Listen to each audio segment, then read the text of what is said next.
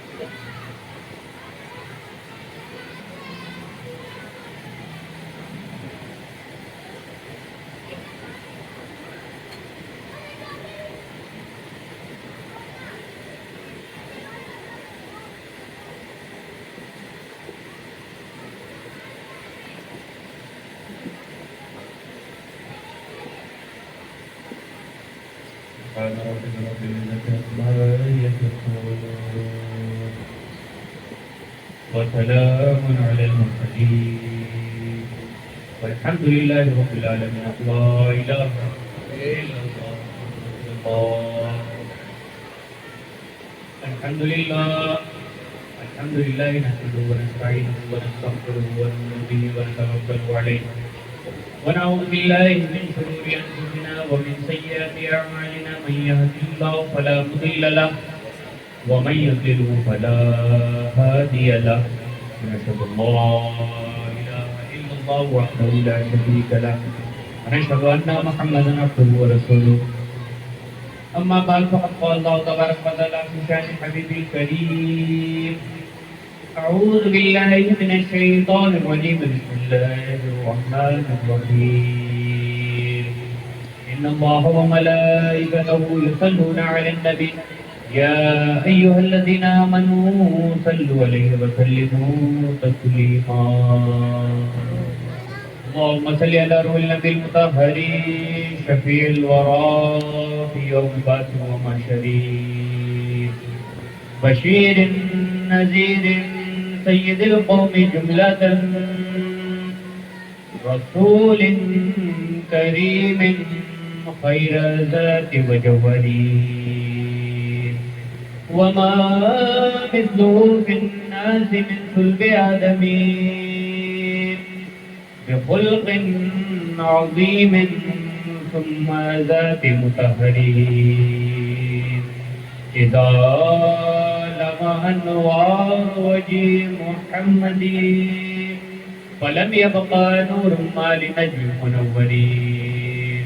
سقى معشر الأبرار من حوض كوثرين شرابا طهورا خاليا عن مقدرين.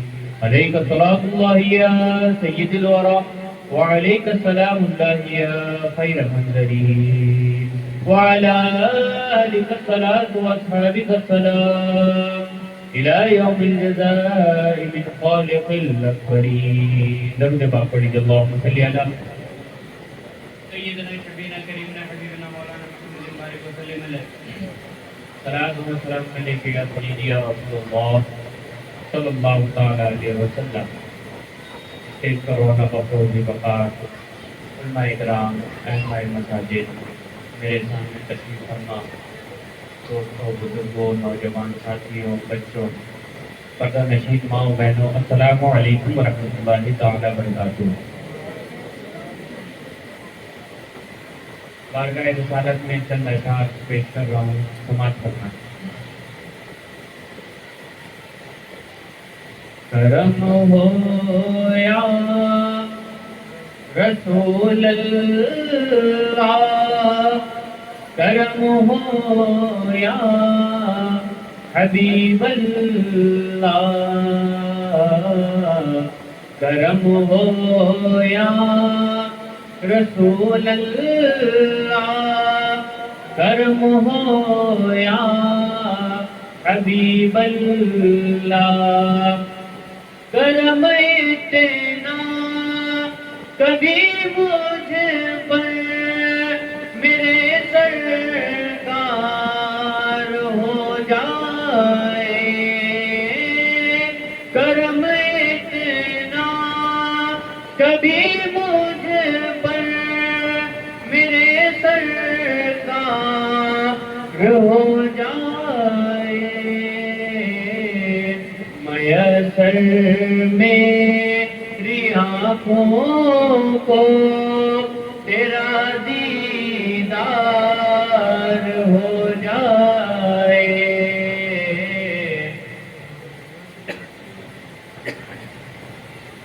میسر میری آنکھوں کو تیرا دیدار ہو جائے، نصیب دوست اگر دل کو ان سے پیار ہو جائے، نصیب دوست اگر دل کو ان سے پیار ہو جائے،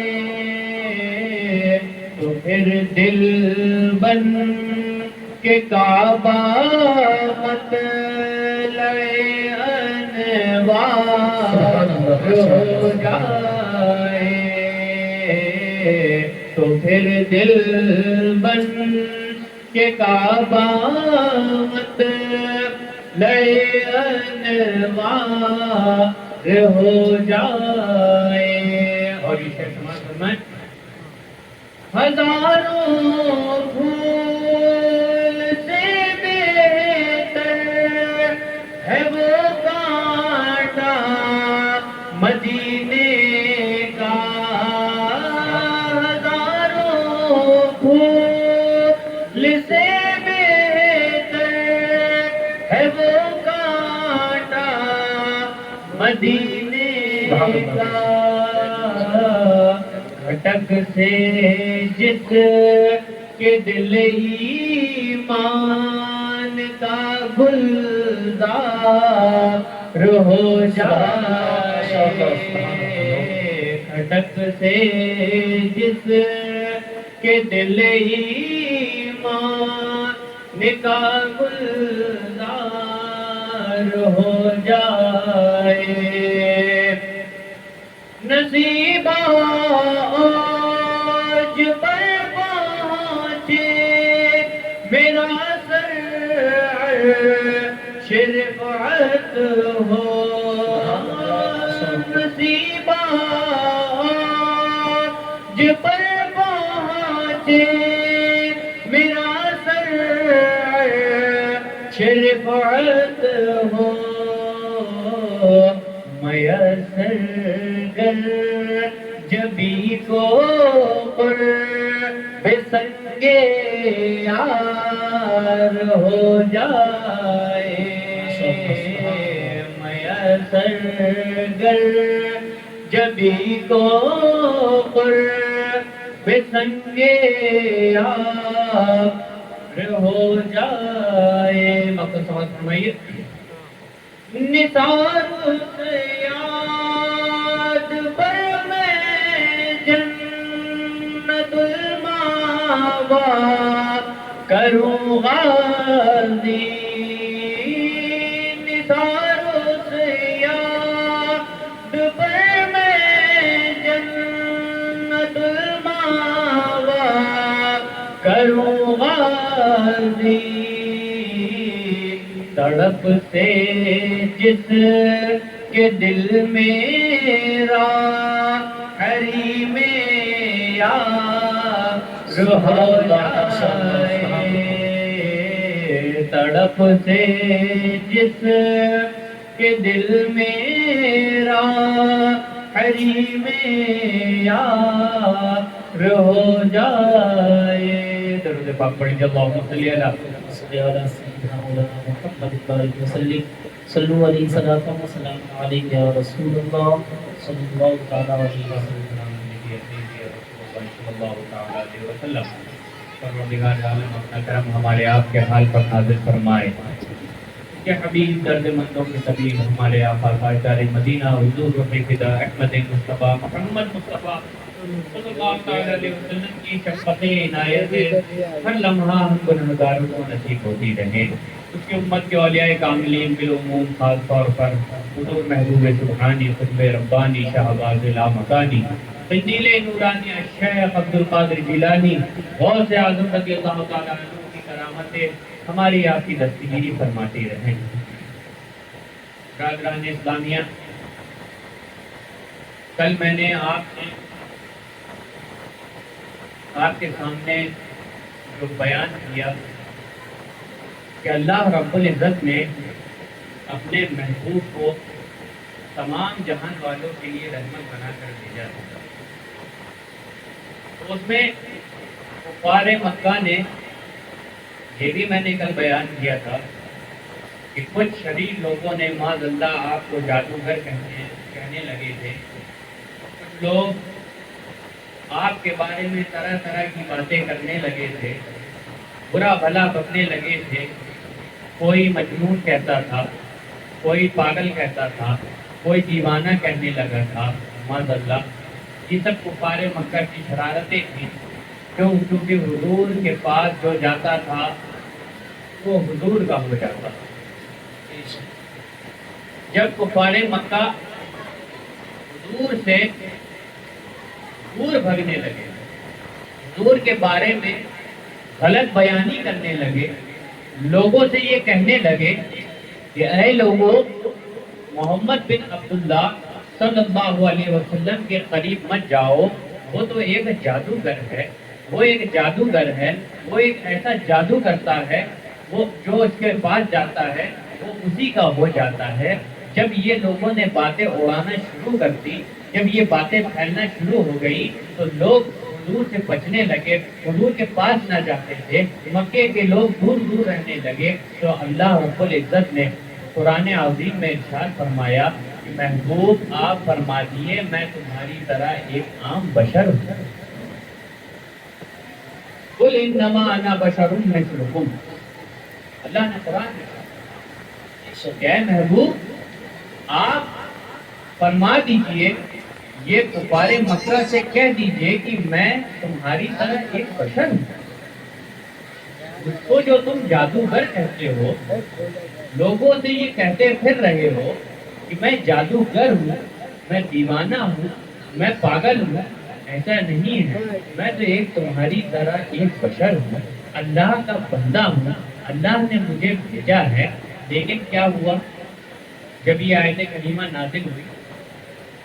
آج کچھ لوگ اس سے عقیدہ بنا رہے ہیں. اس آیت سے لوگوں نے عقیدہ بنا رہا اس کو معاذ اللہ ہماری طرح بشر، معاذ اللہ حضور ہماری طرح معاذ اللہ بشر. حضور نے کس سے مخاطب ہو کر یہ کہا تھا؟ کبھی اس پر بھی غور کریں. جو لوگ یہ کہتے ہیں کہ حضور معاذ اللہ ہماری طرح بشر ہے، معاذ اللہ ہمارے بڑے بھائی کی طرح ہے، حضور نے یہ کس کے لیے کہا تھا اور کس سے کہا تھا؟ ابو جہل سے کہا تھا، عتبہ سے کہا تھا، شیبہ سے کہا تھا. کیا ایمانداری سے دل میں ہاتھ رکھ کے یہ سوچئے کیا حضور لعین ابو جہل کی طرح تھے، عتبہ کی طرح تھے؟ نہیں تھے. کیوں کہا حضور نے؟ صرف اس وجہ سے. اور رب نے جب یہ آیت نازل کری تو شروع میں کیا ہے آپ اس پر غور کریے. قل محبوب آپ فرمائیے. کوئی عام انسان کے لیے نہیں کہا، امتیوں کے لیے نہیں کہا کہ تم لوگ کہو. چاہتا پروردگار سیدھا سیدھا آیت اگر نازل کرنا ہوتی تو نہ لگاتا. انما انا بشر مثلکم آیت تو رب قدیر ہے، وہ تو یہ بھی اس پر بھی قادر ہے، لیکن پروردگار جانتا تھا کہ کچھ لوگ بدبخت ایسے بھی آئیں گے جو میرے نبی کو اپنی طرح بشر کرنے لگیں گے، اسی لیے پروردگار نے جب یہ آیت کریمہ نازل کری تو شروع میں قل آپ فرمائیے۔ اب اس میں ایک نقطہ دے رہا ہوں، اس کو کیچ کریے گا، پھر آپ کے سمجھ میں آ جائے گا۔ یہ بتائیے، مسجد کے امام صاحب ہیں، بڑی شخصیت، آپ ان کے پاس جائیں اور کہیں حضرت آپ کون ہیں، اور امام صاحب یہ کہتے ہیں میں ان پڑھ ہوں، تو آپ جب باہر نکلیں گے تو آپ کیا لوگوں سے کہیں گے کھلا مسجد کے امام صاحب ان پڑھ ہیں، وہ ان پڑھ ہیں؟ نہیں کہیں گے۔ مجھ سے اگر کوئی کہے آپ کون ہیں تو میں کہوں گا میں خاک پائے حضور مفسر قرآن ہوں، یہ میری خاک ساری ہے۔ آپ یہی نہ کہیں گے حضرت آپ کو اس لیے بولنا ہے کہ یہ آپ کی خاک ساری ہے، یہ آپ کی خاک ساری ہے۔ اگر میں یہ اپنے آپ کے لیے اپنے لیے یہ جملہ بولوں تو کیا آپ اس جملے کو دہرائیں گے؟ نہیں دہرائیں گے۔ کیوں؟ کیونکہ یہ میں بول رہا ہوں۔ ہاں، آپ کس جملے کو دہرائیں گے؟ جس جملے کو میرے کسی بڑے نے میرے لیے سنوایا۔ میرے شیخ حضرت حضور مفسر قرآن علامہ سید غازی ربانی رحمۃ اللہ علیہ، ان کو ان کے شیخ نے سرکار ربانی رحمۃ اللہ علیہ لقب کیا۔ حضور حافظ ملت علیہ رحمۃ رضوان نے ان کو عالم ربانی کہا۔ حضور حافظ ملت جو میرے شیخ سے بھی پڑھے، انہوں نے کیا لقب دیا؟ عالم ربانی۔ اور میرے شیخ زندگی بھر کیا لکھتے رہے؟ غریب قادری، فقیر قادری، خاک پائے مرشد۔ آج کسی کی مجال ہے کہ خاک پائے مرشد ان کو کہے؟ غریب قادری ان کو کوئی کہہ سکتا ہے؟ ان کا نام کوئی لے سکتا ہے؟ نہیں لیتا۔ لینے میں آتا ہے تو کیا کہتا ہے؟ جو ان کے بڑے نے ان کو کہا، کیا کہا؟ عالم ربانی کہا، ثانی سرکار ربانی کہا۔ تو ہم لوگ چھوٹے ہیں، ہم لوگ وہی القاب آداب سے ان کو پکاریں گے جو ان کے بڑے نے ان کو کہا۔ یہاں پہ آؤ، نبی کیا کہہ رہے ہیں؟ نبی اپنے لیے اپنی زبان سے کہہ رہے ہیں کہ اے لوگوں، میں تمہاری طرح بشر ہوں۔ حضور خود فرما رہے ہیں، حضور خاک ساری کا اظہار کر رہے ہیں، حضور خاک ساری کا اظہار کر رہے ہیں، لیکن امتیوں کو یہ حق نہیں ہے کہ حضور کو اپنی طرح عام بشر کہتے۔ امتیوں کے لیے تو وہ ہے جو حضور سے بڑا، جو رب کائنات ہے، اس نے حضور کے لیے بولا، تو امتیوں کو بھی چاہیے کبھی بددعا کہے، کبھی واللیل کہے، کبھی یا ایھا المزمل کہے، کبھی یا ایھا المدثر کہے، کبھی یاسین کہے، کبھی طٰہٰ کہے۔ ماشاء اللہ، سبحان اللہ۔ سمجھ میں آیا؟ حضور نے کیوں کہا؟ صرف حضور نے اس لیے کہا۔ لوگ جو جادوگر کہہ رہے ہیں ان کو سمجھانے کے لیے آج لوگ اس کا عقیدہ بنا کے بھولی بھالی عوام کو گمراہ کرتے ہیں۔ علماء اہل سنت کے خطبوں میں آؤ، ان سے بحث کرو، علماء حق، علماء اہل سنت کے پاس ہر چیز کا جواب ہے اور دلیلوں کے ساتھ۔ بے شک، بھولی بھالی قوم کو گمراہ کرتے ہیں، ہماری قوم بھی گمراہ ہو جاتی ہے۔ اللہ تعالیٰ ہم سب کو ہدایت عطا فرمائے۔ بہرحال نبی صلی اللہ علیہ وسلم جب مکے سے مدینے کی طرف ہجرت فرمائی، جب مدینے کی طرف حضور تشریف لے جا رہے تھے، عظمتوں والا شہر مکہ مکرمہ حضور کو چھوڑنا پڑ رہا تھا۔ حضور کے دل میں بڑا ہی غم آ گیا تھا، حضور کا دل بہت افسردہ ہو گیا تھا۔ وہ مکہ جس میں حضور کی پیدائش ہوئی، وہ مکہ جس میں خانہ کعبہ ہے، وہ مکہ جس پہ حضور نے تبلیغ کری، وہ مکہ جس پہ حضور نے اپنی پوری زندگی بسر کری، وہ مکہ جس پہ حضور غار حرا پہ جا کے تبلیغ کرتے تھے، اللہ کی عبادت کرتے تھے، وہ مکہ آج چھوڑنا پڑ رہا ہے، آج چھوڑنا پڑ رہا ہے۔ حضور نے مکہ چھوڑا، مدینے والوں کو جب یہ خبر ملی کہ حضور ہماری طرف تشریف لا رہے ہیں، وہ خوش ہو گئے، وہ خوش ہو گئے۔ اور یہ بھی دیکھیے، اس سے بھی ایک عقیدہ، ایک پوائنٹ ملتا ہے کہ جو لوگ سرکار کی ولادت پہ، سرکار کے تشریف لانے پر خوشی نہیں مناتے وہ کون ہیں، اور جو خوشی مناتے ہیں وہ کون ہیں، دونوں پتہ چل جائے گا کہ خوشی کون مناتا ہے، غم کون مناتا ہے۔ جب حضور مدینہ منورہ کی طرف تشریف لے جا رہے تھے تو جیسے ہی مدینے والوں کو معلوم چلا، صحابہ کرام کو معلوم چلا کہ حضور مدینے کی طرف ہجرت فرما کر آ رہے ہیں، تشریف لا رہے ہیں، تو سارے صحابہ کرام جا کے چوٹی پہ کھڑے ہو جاتے تھے پہاڑ کی، اور منتظر رہتے تھے کہ شاید حضور کا دیدار ہو، حضور کا دیدار ہو، لیکن حضور اس دن نہیں آئے۔ صحابہ کرام واپس آ گئے، پھر اگلے روز صحابہ کرام منتظر کھڑے ہو کے دیکھ رہے ہیں کہ شاید حضور تشریف لائیں اور ہمیں دیدار ہو جائے، ہمیں دیدار ہو جائے۔ بچیاں بھی ساتھ میں تھی، بچیاں دف لے کے آئیں، دیکھا تھوڑی دیر بعد دیکھا کہ حضور کا دیدار ہونے لگا، حضور کی تشریف آوری ہونے لگی۔ یہ دیکھتے ہی مدینے کی بچیاں فوراً دف بجانے لگی اور طلع البدر علینا کی صدائیں بلند کرنے لگی۔ یہ ہمیں عقیدہ دیا ہے، مدینے والوں نے عقیدہ دیا ہے کہ جب حضور کی تشریف آوری ہوتی ہے تو ہم استقبال اس طرح کرتے ہیں، ہم استقبال اس طرح کرتے ہیں۔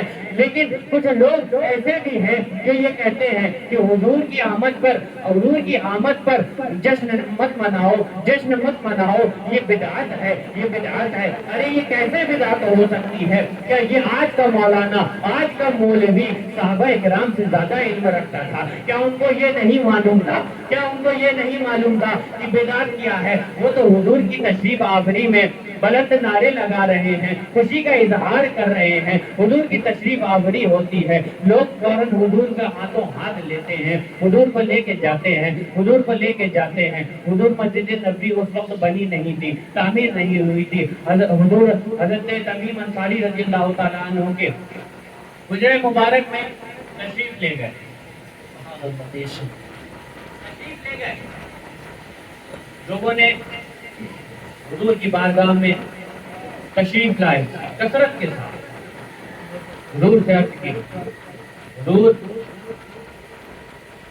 کچھ مہاجرین صحابی رسول، مہاجرین کہتے ہیں جنہوں نے مکے سے ہجرت کی، اور انصار کہتے ہیں، انصاری صحابیوں نے کہتے ہیں جو مدینے، حضور کی بارگاہ میں سب پہنچے۔ حضور نے جب دیکھا میرے صحابہ جو مہاجرین ہیں، میرے خاطر، اللہ کے دین کے خاطر اپنا گھر بار، اپنے بیوی بچوں کو سب کو چھوڑ کے، اپنا کاروبار، اپنا مال و زر، ساری چیزیں چھوڑ کے میرے خاطر آئے، تو اللہ کے رسول نے کیا کیا؟ مہاجرین اور انصار میں اخوت قائم کر، یعنی بھائی چارگی ہے۔ اے انصار تم کھڑے ہو، اے مہاجر تم کھڑے ہو، آج سے تم دونوں آپس میں بھائی ہو۔ اے انصار تم کھڑے ہو، اے مہاجر تم کھڑے ہو، آپس میں تم دونوں آپس میں بھائی بھائی۔ تو انصار اور مہاجرین میں بھائی چارگی قائم ہے، بھائی چارگی قائم ہے۔ اب کیا ہوا؟ مہاجر اور انصار بھائی بھائی بن گئے، بس کاشانہ نبوت سے باہر نکلے، ختم، السلام علیکم، بھائی بن گئے، بس ہو گیا، آپ اپنے راستہ میں اپنے راستہ۔ یہی ہوا ہوگا نا، یہی ہوا۔ آج کا آدمی ہوتا، ہم جیسے نالائق ہوتے تو ہم لوگ آج ہم لوگ اپنے بھائیوں کی چیزوں پہ غور کریں،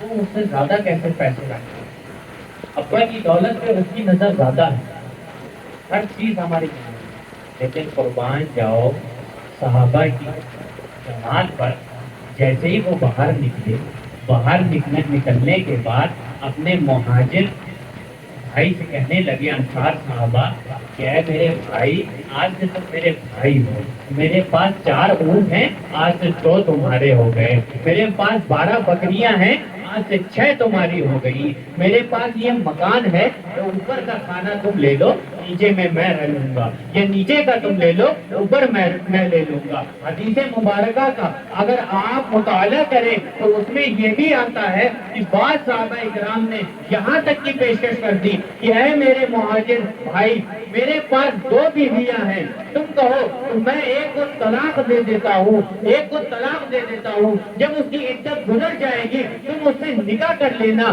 क्यों? क्योंकि तुम अल्लाह के खातिर, अल्लाह के रसूल के खातिर सब चीज छोड़ के आए हो, अपना कारोबार छोड़ के आए हो, अपने मालो दर छोड़ के आए हो, अपना मकान छोड़ के आए हो, अपने बीवी बच्चे छोड़ के आए हो, सारी चीजें छोड़ के आए हो। आज से हर चीज में बराबर बराबर का हिस्सा है, हर चीज में बराबर का हिस्सा है। मेरे पास ये ऊँट है, ये 4 ऊँट हैं, 2 तुम ले लो, ये मेरा कारोबार है, इसमें आधे के शरीक तुम हो जाओ, आधे के हम हो जाएं। आज का मुसलमान होता, आज का इंसान होता तो क्या करता? ईमानदारी के साथ सोचने की बात, क्या करता? हम लोग जैसे होते, दरूद पाक पढ़िए आप लोग, अल्लाहुम्मा सल्ली अला सय्यिदना मुहम्मद सल्लल्लाहु अलैहि वसल्लम अलैहि या रसूलल्लाह सल्लल्लाहु तआला अलैहि वसल्लम।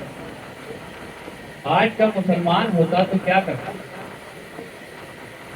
अगर उसका भाई उसको किसी चीज के लिए पेशकश करता, पहले देखता कौन सा ऊँट ज्यादा फरबा है, ज्यादा फरबा है, ये दुबला है, इसको नहीं लूंगा, इसको नहीं लूंगा, ये घोड़ा ज्यादा अच्छा दिख रहा है, चमक है इससे, इसको ले लेता हूँ, ये कमजोर है, ये भाग नहीं पाएगा, इसको उठाई दो।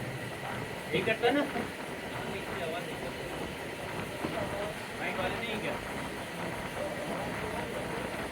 हेलो, अलाउद्दीन भाई कहाँ हैं?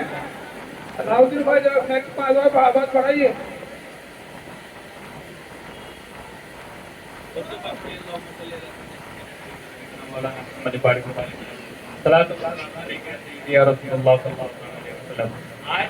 आज का मुसलमान होता तो क्या करता? क्या करता? यही ना करता, मकान जाकर देखता, देखता नीचे का खाना अच्छा है कि ऊपर का खाना अच्छा है, नीचे वाला अच्छा है यहाँ रहूंगा, या ऊपर वाला ज्यादा अच्छा है यहाँ हवा आएगी यहाँ रहता हूँ। आज यही ना करता है। क्यों करता है? क्यों करता है? भाई की क्या मोहब्बत गालिब नहीं आती? भाई की मोहब्बत गालिब नहीं आती? औरतों के बहकावे, बीवियों के बहकावे में आ जाते हैं, बड़े ही नादान हैं, जैसे कुछ समझते ही नहीं। हमारे अंदर अल्लाह ने वक्त थोड़ी ना रखा, थोड़ी ना रखा, जैसा जो बहका देगा बहक जाएगा। और समझदारी इतनी है कि बाहर का कोई बेवकूफ बनाना चाहे तो उल्टा उसको टोपी बना के। हकीकत बात यही है, बुरा जरूर लगता है लेकिन हकीकत बात यही है मेरे भाई, हकीकत यही है। आज लोगों का हाल ये है कि अगर उनकी बीवियां अगर कह दें तुम क्या देख रहे हो, तुम्हारे भाई फुटपाथ की सारी जायदाद ले जा रहा है, तुम बेवकूफ हो, तुम्हें अक्ल नहीं है, भाई को देखो वो भाभी के कहने पर चलता है, वो सारी चीजें समझता है, इसलिए देखो हर चीज वो ले लेगा, तुम्हें कुछ नहीं मिलेगा, तुम खाली हाथ रह जाना, तुम्हारे बच्चे भी ऐसे ही रह जाएंगे। भड़काती रहती है। अब बेचारा भोला भाला नौजवान वो भी सुनता रहता है, एक वक्त ऐसा आता है सुन के थक जाता है, बीवी के बहकावे में आ जाता है, भाई से लड़ाई कर लेता है, बहनों से दूरी बना लेता है, हर वक्त भाई से लड़ता रहता है, हर वक्त जायदाद के लिए लड़ता रहता है, हर वक्त उसकी दिमाग में एक ही चीज चलती रहती है कि ये कहीं मेरी जायदाद भी ना हड़प ले, मेरे हिस्से की चीज भी ना ये ले ले, मेरी जायदाद, मेरे माल, मेरे बाप का जो सरका है ये पूरा ना छीन ले, मैं ऐसा ना हो। लीजिए इसकी भी आवाज आज भाई को भी बोलो।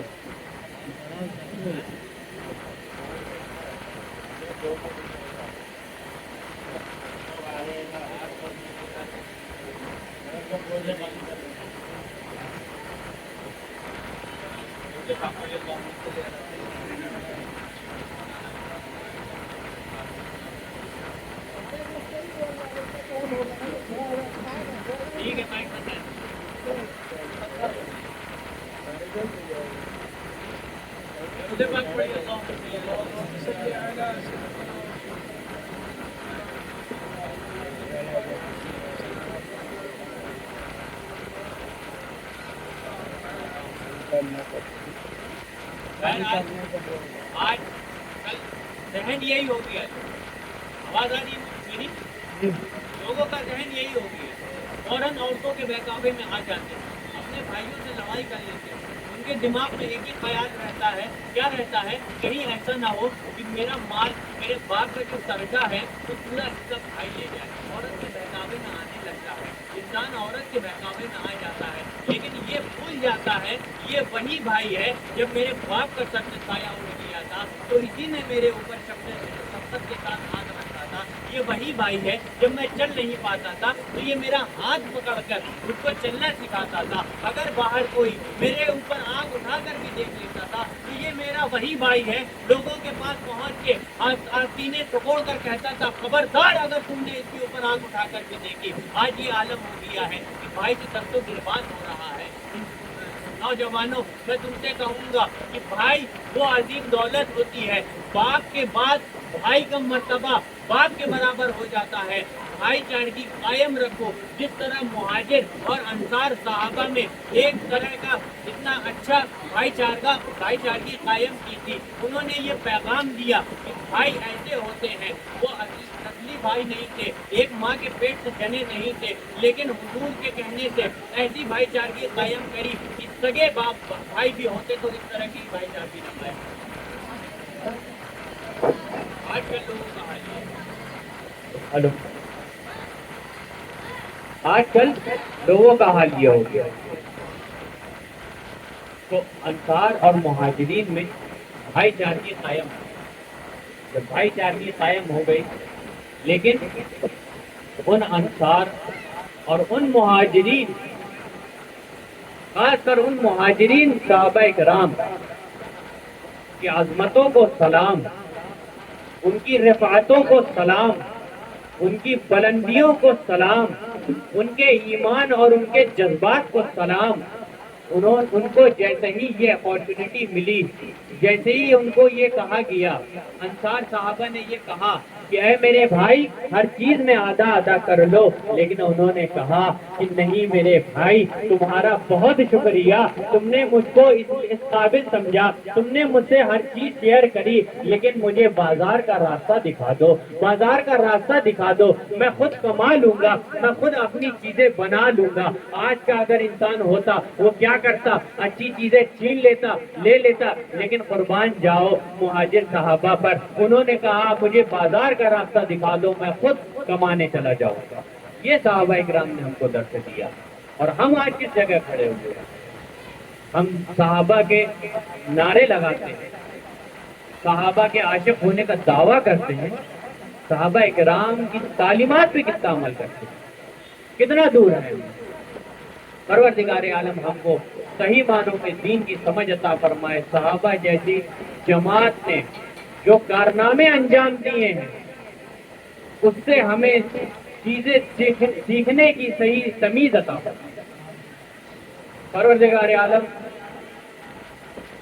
نے جب حضور کو مدنی زندگی عطا کری تو عروج بخشا، ایسا عروج بخشا کہ حضور کی بارگاہ میں کثرت کے ساتھ لوگ کثرت کے ساتھ دائرہ اسلام میں داخل ہونے لگے، غزوات کا سلسلہ شروع ہونے لگا، غزوات کا سلسلہ شروع ہونے لگا، غزوہ احد ہو رہی ہے، غزوہ خندق ہو رہی ہے، فتح مکہ ہوا، فتح مکہ ہوا۔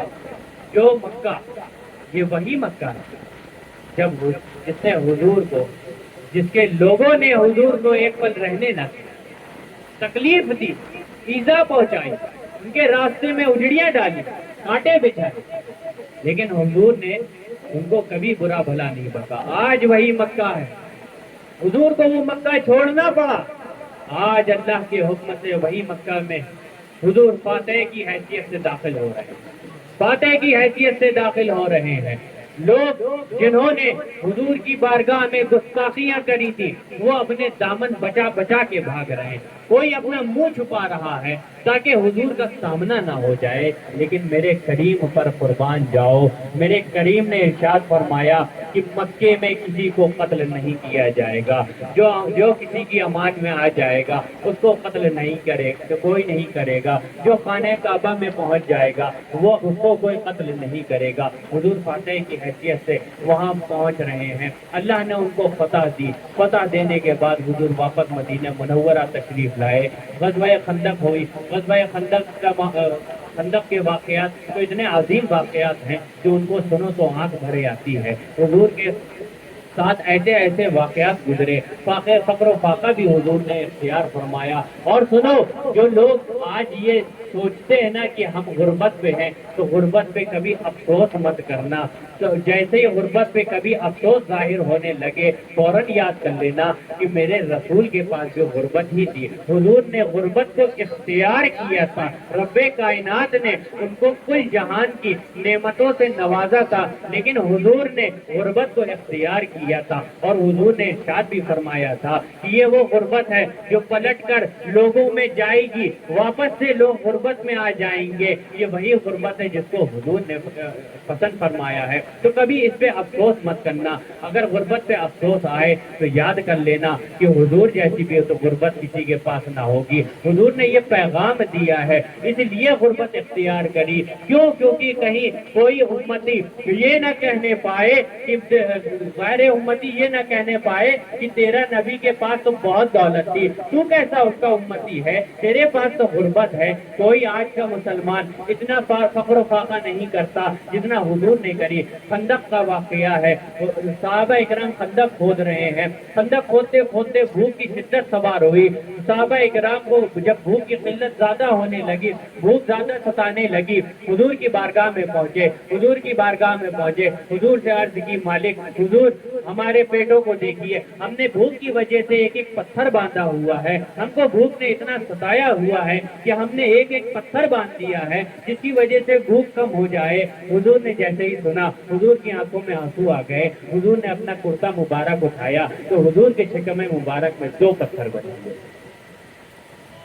حضور کے شکم مبارک میں 2 پتھر بندے ہوئے۔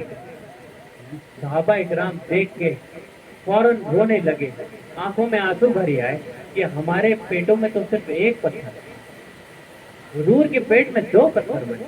حضور نے ارشاد فرمایا، اے میرے صحابہ، تم نے 2 دن سے کچھ نہیں کھایا، میں نے 4 دن سے کچھ نہیں کھایا۔ حضرت جابر رضی اللہ تعالیٰ جیسے ہی ان کی نظر حضور کے شکم مبارک پر پڑی، 2 پتھر دیکھا، فوراً اپنے گھر گئے، بھاگتے ہوئے گھر گئے، اپنی اہلیہ سے کہا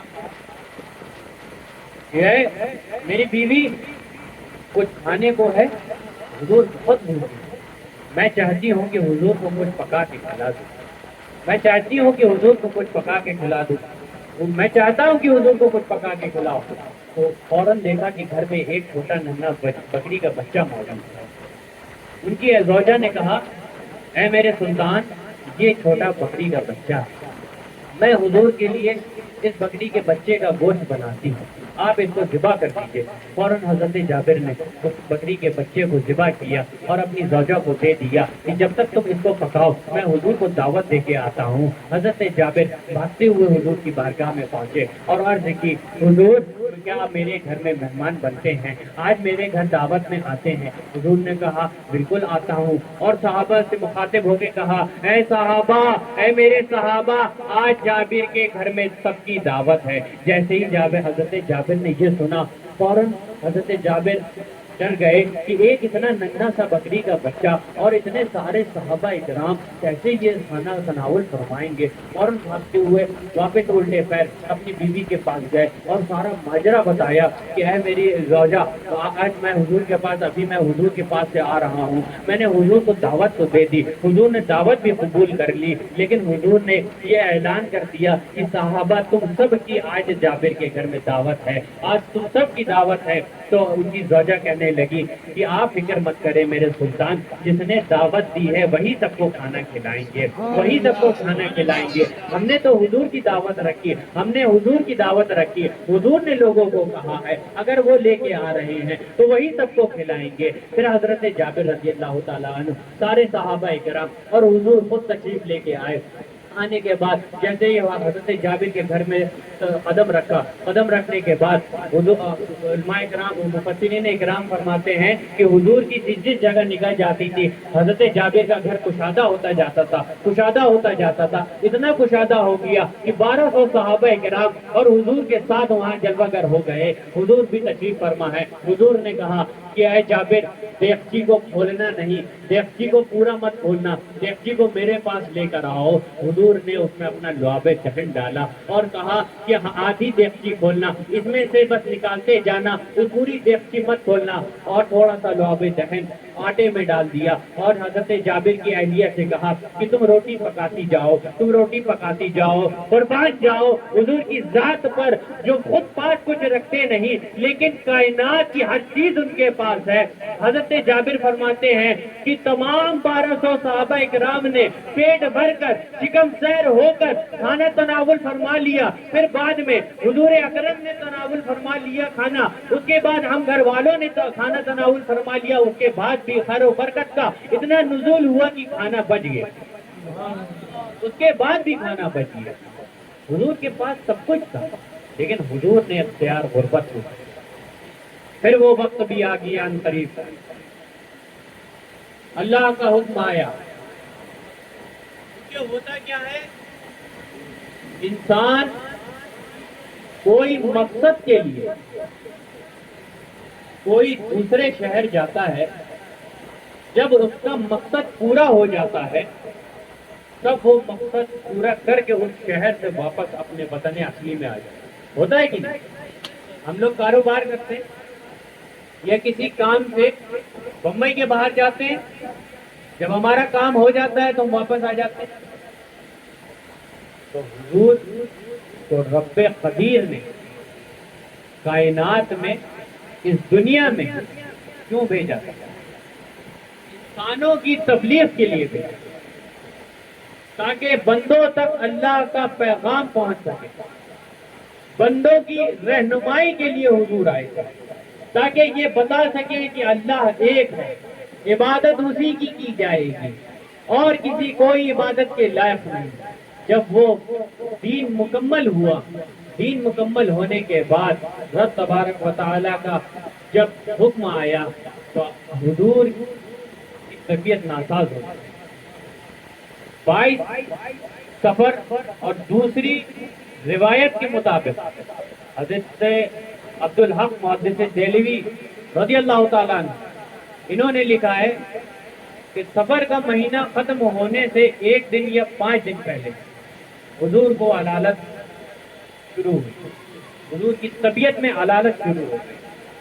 حضور تب بھی ازواج مطہرات کے گھر باری باری جاتے رہتے، انصاف قائم رہنا چاہیے، یہ آخری تک حضور نے درد کیا۔ پھر جب علالت زیادہ آ گئی تو حضور نے تمام ازواج مطہرات سے اجازت لی اور حجرہ عائشہ میں حضرت عائشہ ہی کے پاس آیا۔ جب حضور کی علالت بڑھنے لگی پھر حضور ایک دن اپنے گھر میں تشریف فرما تھے، حضرت عائشہ سے کہا اے عائشہ مرو ابا بکر، ابو بکر کو خبر دو، حکم دو کہ وہ لوگوں کو نماز پڑھائیں، کہ وہ لوگوں کو نماز پڑھائیں۔ یہاں سے میرے بھائیوں ایک عقیدہ اور ملتا ہے، یہ جو حکم تھا حضور کا یہ اس چیز کی گواہی دے رہا تھا کہ میرے بعد میرا نائب ابو بکر ہونے والا، میرے بعد میرا نائب ابو بکر ہونے والا ہے۔ ابو بکر کو حکم دو کہ وہ لوگوں کو نماز پڑھائے۔ حضور کی حیاتگی میں حضرت ابو بکر صدیق رضی اللہ تعالیٰ عنہ نے 17 وقت کی نماز پڑھائی، 17 وقت کے۔ آج جو لوگ لان تان کرتے ہیں، گستاخیاں کرتے ہیں حضرت ابو بکر کی شان میں، حضور نے خود ان کے پیچھے نماز پڑھی، جب حضور کی علالت میں تھوڑی کمی آئی، ایک روز حضور کی طبیعت میں بحالی آئی، تو حضور حضرت علی اور حضرت عباس رضی اللہ تعالی عنہ کے ایک طرف حضرت علی تھے، ایک طرف حضرت عباس، دونوں پکڑا کر حضور کو مسجد نبی کی طرف لے کے آئے۔ اس وقت صحابہ اکرام حالت نماز میں تھے۔ جیسے ہی حضور کو آتا ہوا صحابہ اکرام نے دیکھا تو اپنی الٹی تالی ہاتھ میں بجائی، سیٹی بجانا تو جائز نہیں، اس طرح الٹی تالی بجانا شروع کر دی تاکہ حضرت ابو بکر کو خبر ہو جائے۔ اس سے ایک عقیدہ اور ملتا ہے میرے بھائیوں، جو آج کا بدبخت کہتا ہے کہ حضور کا خیال اگر نماز میں آ جائے تو نماز ٹوٹ جاتی ہے۔ دیکھو میرے قربان جاؤ صحابہ اکرام پر، کیا ان کو یہ نہیں معلوم تھا؟ ارے ان کا تو یہ مسلک ہی تھا کہ حضور کا جب تک خیال نہیں آئے گا، جب تک نماز مکمل نہ ہوگی۔ حضور نے جیسے ہی تشریف لائے فوراً آواز کرنے لگے اس طرح، تو حضرت ابو بکر کو جیسے ہی پتہ چلا، حضرت ابو بکر پیچھے ہونے لگے۔ حضرت ابو بکر جیسے ہی پیچھے ہونے لگے، حضور نے اپنے دستے مبارک کو ان کو روکا اور اشارہ دیا کہ تم ہی آگے مصلی میں رہو۔ حضور آ کے بائیں طرف بیٹھ گئے، بیٹھ کے حضور نے نماز ادا کری حضرت ابو بکر کے اقتداء میں۔ نماز پڑھنے کے بعد لوگوں کو خطبہ ارشاد کیا۔ خطبہ ارشاد کرنے کے بعد حضور نے کہا کہ میں یہاں سے ممبر سے بیٹھے بیٹھے حوض کوثر کو دیکھ رہا ہوں، حوض کوثر کو دیکھ رہا ہوں، اور ایک بندہ ہے، رب کا ایک بندہ ہے جس کو رب نے دنیا کی ہر نعمت دی ہے، ہر نعمت اس کے ہاتھ میں دی تھی اور آخرت بھی دی تھی، لیکن اس نے آخرت کو پسند کیا۔ اتنے میں حضرت ابو بکر نے جیسے ہی سنا، سنتے سنتے رونے لگے۔ دیکھنے والوں نے کہا کہ ہے یہ ابو بکر رو کیوں رہا ہے؟ فوراً حضرت ابو بکر نے عرض کی میرے ماں باپ آپ پر قربان یا رسول اللہ، فدا کا امی و ابی یا رسول اللہ، میرے ماں باپ آپ پر قربان یا رسول اللہ۔ تو لوگ حیرت میں آ گئے کہ حضور تو ایک بندے کی بات کر رہے ہیں کہ اللہ نے اس کو دونوں جہان کی نعمت دی تھی، لیکن اس نے اختیار آخرت کو کیا۔ لیکن ابو بکر یہ کیوں کہہ رہا ہے، یہ کیوں کہہ رہا ہے کہ میرے ماں باپ آپ پر قربان؟ کوئی صحابی نہ سمجھ پائے کہ یہ حضور کے آخری کلمات ہیں، حضور کی رخصت کا وقت قریب آ گیا ہے۔ قربان جاؤ حضرت ابو بکر کی ذات پر۔ حضرت ابو بکر کو یہ معلوم چل گیا تھا کہ حضور کا وصال ظاہری قریب آ رہا ہے، حضور کا اور طبیعت علیل ہوتی گئی۔ حضرت عائشہ فرماتی ہیں کہ حضور کا جسم اتنا گرم ہونے لگا تھا کہ میں گرم پانی میں لپٹی ہوئی پٹی، پانی میں بھیگی ہوئی پٹی حضور کے ماتھے مبارک میں رکھتی تھی، وہ بار بار سوکھ جاتی تھی۔ علالت جب بڑھنے لگی، بڑھتے بڑھتے حضور نے ارشاد فرمایا کہ آخری کلمات حضور کے جو تھے، حضور نے کہا کہ اے لوگوں سے کہہ دینا کہ نماز کو پکڑے رکھے، نماز کو مت چھوڑے، نماز کو پکڑے رکھے، غلام اور باندی کا خیال رکھنا۔ اتنے میں حضرت جبرائیل علیہ السلام آتے ہیں، تشریف لاتے ہیں، حضور کی بارگاہ میں عرض کرتے ہیں حضور رب کائنات نے موت کے فرشتے کو آپ کے پاس بھیجا ہے اور کہا ہے کہ میرا محبوب جب تک اجازت نہ دے تب تک اس کے حجرے میں داخل نہ ہونا۔ موت کا فرشتہ حضور باہر کھڑا ہے، اجازت طلب کرتا ہے، اگر آپ کی اجازت ہو تو اسے اندر آنے کے لیے کہہ دو۔ حضور نے دیکھا، کہنے لگے، حضرت جبرائیل سے کہا کہ اس کو اندر بلا لو۔ جیسے ہی موت کا فرشتہ اندر آیا، آنے کے بعد حضور کی بارگاہ میں سلام عرض کیا، کہنے لگا، عرض کی حضور اللہ نے مجھے بھیجا ہے اور اللہ نے یہ کہا ہے کہ میرے محبوب سے اجازت لے لینا، اگر وہ خواہش مند ہو تبھی اس کی روح قبض کرنا، ورنہ اس کی روح قبض مت کرنا۔ حضور نے حضرت جبرائیل علیہ السلام کو دیکھا، جیسے ہی دیکھا تو حضرت جبرائیل علیہ السلام بول پڑے کہ حضور رب کائنات آپ کا منتظر ہے، آپ سے ملاقات کا منتظر ہے۔ حضور نے جیسے ہی یہ کلمات سنے اور کہا موت کے فرشتے سے، ٹھیک ہے تجھے اجازت ہے، جیسا میرے رب نے تجھے حکم فرمایا ہے تو اسی کے مطابق کام کر۔ اور حضور لیٹ گئے، حضور تشریف فرما ہو گئے۔ حضرت عائشہ رضی اللہ تعالیٰ عنہ کے زانو مبارک میں آپ کا سر انور تھا۔ حضرت عبد الرحمن بن ابی بکر تشریف لائے حجرے مبارک میں تو وہ مسواک کر رہے تھے۔ جیسے حضور نے ان کی طرف دیکھا، حضرت عائشہ سمجھ گئی حضرت عائشہ نے ان سے مسواک لی اور اپنے دانت مبارک سے اپنے دہن مبارک سے اس کو نرم کیا. نرم کرنے کے بعد حضور کی بارگاہ میں پیش کر دی. حضور نے آخری وقت مسواک فرمائی اور آپ اس دارۂ فانی سے پوچھ کر گئے, ظاہری پردہ کر گئے. ان للہ و انا الیہ راجعون. جیسے ہی یہ خبر ملی تو کوہرام مچ گیا, مدینے کی گلیوں میں کوہرام مچ گیا. صحابہ اکرام کے سمجھ میں نہیں آ رہا تھا یہ ہوا کیا ہے. حضرت ابو بکر اپنے گھر میں آرام فرما رہے تھے. جیسی ان کو یہ خبر ملی فوراً بھاگتے ہوئے حجرہ عائشہ میں تشریف لائے. حضرت عمر کا حال یہ تھا, حضرت عمر کا حال یہ تھا کہ انہوں نے تلوار نکال لی, ننگی تلوار لے کے مدینے کی گلیوں میں پھرنے لگے اور کہنے لگے, اے لوگو سن لو, اگر کسی نے کہا کہ حضور وصال کر گئے ہیں تو میں اس کی گردن مار دوں گا, میں اس کی گردن مار دوں گا. حضرت علی کا حال یہ ہو گیا تھا کہ وہ ایک طرف بیٹھ گئے, سکتے کی حالت میں آ گئے تھے. ان کے دماغ کام نہیں کر رہا تھا, وہ ایک دم سکتے کی حالت میں آ گئے تھے. حضرت عثمان غنی بھی ایک طرف افسردہ ہو کے بیٹھ گئے تھے, ان کے بھی سمجھ میں نہیں آ رہا تھا یہ ہوا کیا ہے.